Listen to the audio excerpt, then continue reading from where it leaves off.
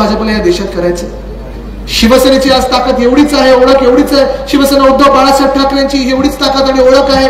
आपल्याकडे त्यांच्यासारखं तन मन धन नाही, धन तर मुळात नाही, तन आणि मन आहे. आणि ते तन आणि मन इथे जी शक्ती दिसते, मला जी ताकद दिसत आहे ती हीच आहे की सामान्य नागरिकाला असामान्य ताकद देणारी आपली शिवसेना आहे आणि तीच शिवसेना आपण पुढे घेऊन चाललेलो आहोत.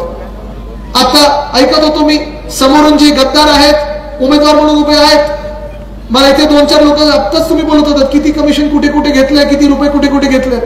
हे जरी असलं तरी एका कामात त्यांनी कमिशन घेतलं नाहीये. माहिती का कुठचं? स्पीड ब्रेकरच्या कामात.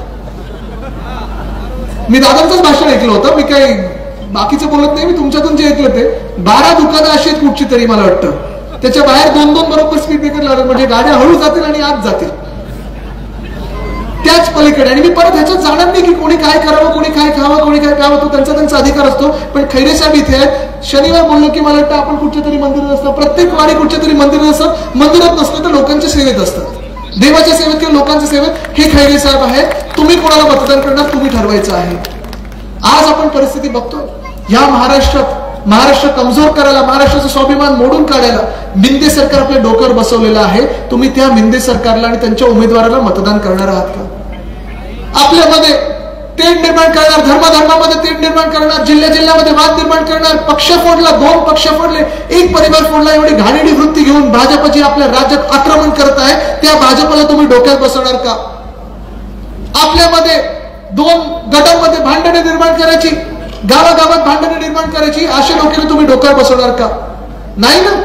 मग येत्या जी आपली निवडणूक आहे त्या दिवशी, मतदानाच्या दिवशी तुम्ही कोणाला मतदान करणार? इथून दिल्लीला कोणाला पाठवणार? गद्दाराला पाठवणार की खैरे साहेबांना पाठवणार? खैरे साहेबांना जर आपल्याला दिल्लीला पाठवायचं असेल तर आपली निशाणी कुठची? निशाणी कुठची? निशाणी कुठची? बाबू नावाचं निशाणी कुठची? मशाल. सगळ्यांनी बघितली ना मशाल कशी आहे? कुठेही गडबड होता कामा नाही. सगळीकडे गडबड करण्याचा प्रयत्न करत आहेत, पण गडबड ती दूर करायची आहे.